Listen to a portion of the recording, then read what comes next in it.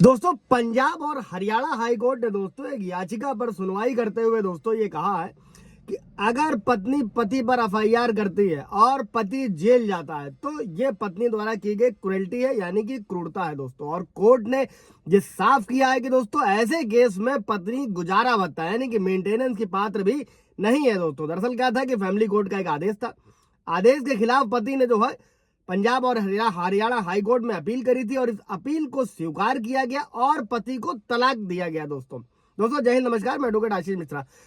Like कर दीजिएगा, share कर दीजिएगा, सब्सक्राइब कर दीजिएगा दोस्तों, ताकि ये इन्फॉर्मेशन इस जजमेंट से और लोग भी अवगत हो सके और किसी भी तरीके का अगर उनका मैट्रिमोनियल डिस्प्यूट है तो वो इस जजमेंट को अपने केस में लगा सके। दोस्तों अभी दोस्तों हाई कोर्ट ने यह कहा था कि पत्नी की शिकायत पर जो दर्ज एफआईआर में है अगर पति जेल जाता है तो यह पत्नी की क्रूरता है और पति तलाक का हकदार है दोस्तों। और पत्नी क्रूरता के लिए गुजारे भत्ते की भी पात्र नहीं है। मतलब इस एक जजमेंट में दो बेनिफिट मिले पति को। और पति ने याचिका में यह बताया था कि वो और उसकी पत्नी पिछले 19 सालों से अलग अलग रह रहे हैं और क्रूरता मामले में जेल जाने के बाद अब वो अपनी पत्नी के साथ नहीं रह सकता। और इसी याचिका का विरोध करते हुए पत्नी ने यह तर्क दिया था कोर्ट में दोस्तों कि वो अभी भी उसके साथ रहने के लिए तैयार है और इच्छुक है। अभी समझिएगा कि इतनी प्रताड़ना के बाद में वो साथ रहना चाहती है। यही सब होता ही है कोर्ट में, आप लोग भी देखते और सुनते होंगे।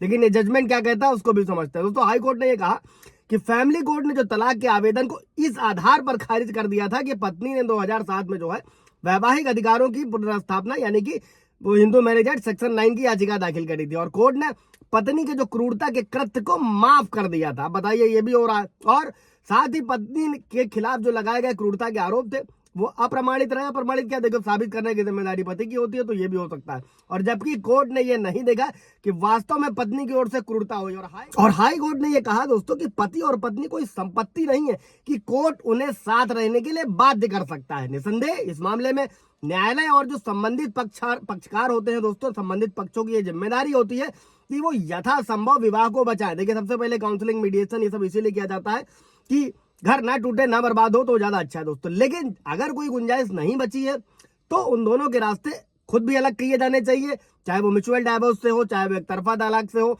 और वर्तमान मामले में दोस्तों क्या था कि जो विवाह का जो भावनात्मक बेस होता है, आप लोग भी समझते हो, वो पूरी तरीके से खत्म हो चुका था। और अगर कोर्ट को लगता है कि व्यवहारिक रूप से उनके साथ रहने की कोई भी संभावना नहीं है या फिर शादी जो है यानी कि विवाह जो है वो पूरी तरीके से टूट चुका है दोस्तों, जैसा कि जिस मामले को हम लोग समझ रहे हैं उस मामले में ये देखा कोर्ट ने, और तलाक का आदेश दिया जाना चाहिए, ये पारित किया। और ये देखते हुए कि बेटी की शादी के बाद में क्या था, माता पिता दोनों ही बेटी की जरूरतों को ध्यान में रखने तथा उसे जो वैजुअल प्यार होता है, स्नेह होता है, उन सबके लिए बात दूंगा। हाई कोर्ट ने पति को बेटी का शादी होने तक दोस्तों उसे 10,000 रुपए जो है मासिक भुगतान का भी आदेश दिया। और पत्नी द्वारा दो दर्ज एफआईआर थी, उसके कारण जो पति को जेल जाना पड़ा, ये पत्नी की क्रूरता साबित करता है। और जिस व्यक्ति के कारण किसी को जेल जाना पड़े दोस्तों, या उसे उसके जेल जाने के बाद में एक छत के नीचे रहना व्यवहारिक रूप से असंभव है दोस्तों, हमारे लिए भी और आपके लिए भी। और ऐसे में हाई कोर्ट ने ये कहा कि वो मानते हैं कि पत्नी ने पति पर क्रूरता करी है और क्रूरता के चलते पत्नी किसी भी स्थायी गुजारे भत्ते की हकदार